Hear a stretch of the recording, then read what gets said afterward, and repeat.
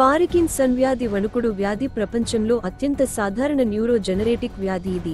మన దేశంలో ప్రతి లక్ష జనాభాలలో 42% నుంచి 60% ప్రజలు వ్యాధితో బాధపడుతున్నారని న్యూరాలజిస్ట్, ప్రోగ్రామ్ డైరెక్టర్ డాక్టర్ రూపం బోర్గాని అన్నారు.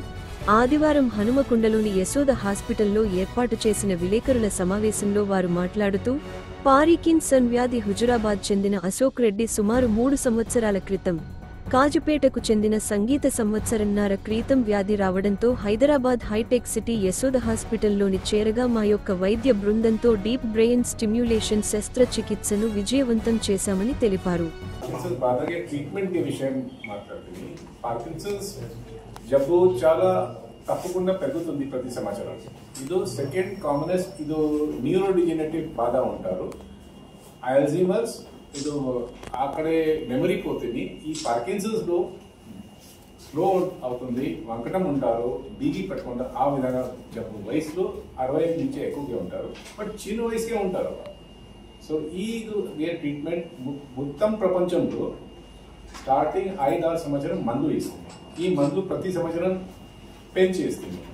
3 నుంచి 4 నుంచి 5 టాబ్లెట్, తర్వాత వేరే విధంగా టాబ్లెట్ 4-5 సంవత్సరాలు చాలా టాబ్లెట్ ఉంటారు. ఆ టాబ్లెట్కి ప్రాబ్లం ఉంది, ఈ బుర్రలో ఎఫెక్ట్ ఉంటారు. ఎట్లా ఉంటారు? స్టార్టింగ్ కలలు వస్తుంది, తర్వాత భ్రమలు వస్తుంది, తర్వాత పిచ్చికి మాట్లాడతారు, నేపథ్యకి పోతుంది. సో ఈ treatment DBS, deep brain stimulation, అది 30 సంవత్సరాల నుంచి మొత్తం ప్రపంచంలో ఉంటారు. మా సెంటర్ నిమ్స్లో, తర్వాత మా టీం ఇక్కడ 25 సంవత్సరం 2000 నుంచి చేస్తుంది.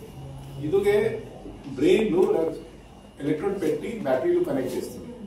అది చేసిందే ఇది మందుల రిక్వైర్మెంట్ చాలా తక్కువ ఉంటారు. బుర్ర క్లియర్ ఉంటారు, చాలా సంవత్సరం పనిచేయకే వస్తారు. సో ఆ విధంగా మా పేషెంట్ ఉన్నారు. సంగీత అశోక్ దానికి ఆపరేషన్ చేసి ఎన్ని సంవత్సరం అయింది గురించి వినంటారు.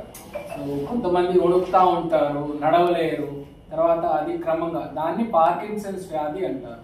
అలాగే కొన్ని వ్యాధులు అలాగే కలిగితే కానీ పార్కిన్సన్స్ ప్లస్ అంటాం. సో మేము చెప్పే ఏదైతే డీప్ బ్రెయిన్ స్టిమ్యులేషన్ సర్జరీ ఉందో అది ఓన్లీ పార్కిన్సన్స్ డిసీజ్కే చేస్తాము. పార్కిన్సన్స్ ప్లస్ అన్నప్పుడు మనం ఈ సర్జరీ చేయము. ఈ వ్యాధిలో ఏమవుతుంది అని అంటే కొన్ని రోజులు క్రమంగా వాళ్ళకి మందులతో స్టార్ట్ చేస్తాం. అది ఎందుకు వస్తుంది అని అంటే బ్రెయిన్లో డోపామిన్ అనే ఒక కెమికల్ ఉంటుంది, అది తగ్గిపోతుంది. అది ఒక బ్యాలెన్సింగ్ ఇష్యూ. ఆ కెమికల్ బ్యాలెన్స్ లేక మూలంగా వాళ్ళకి ఇవన్నీ ప్రాబ్లమ్స్ వస్తాయి. సో కొన్ని రోజులు మనం మందులు ఇస్తాం.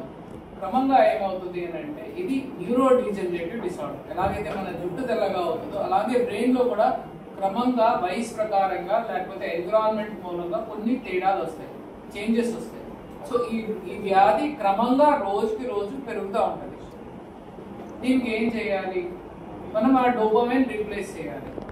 కొన్ని రోజుల వరకు ఈ డోపామైన్స్ మనం నోట్ ద్వారా ఇచ్చే డోపామైన్ సరిగ్గా పనిచేస్తుంది.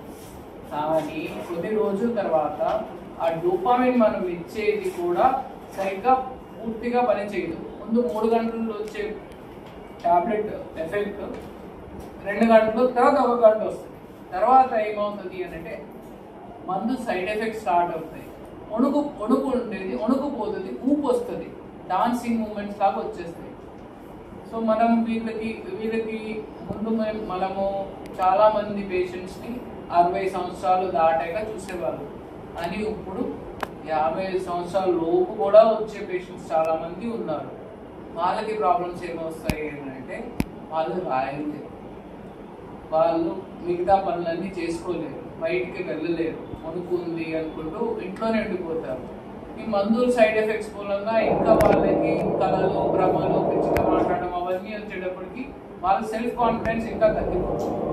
అంతేకాదు సార్, ఈ వ్యాధి మూలంగా మీరు సంతకం పెడతారు, ఆ సంతకం కూడా తేడా వస్తుంది. మీ బ్యాంక్లో డబ్బులు ఉన్నా కానీ సంతకం మ్యాచ్ కాకపోతే మీకు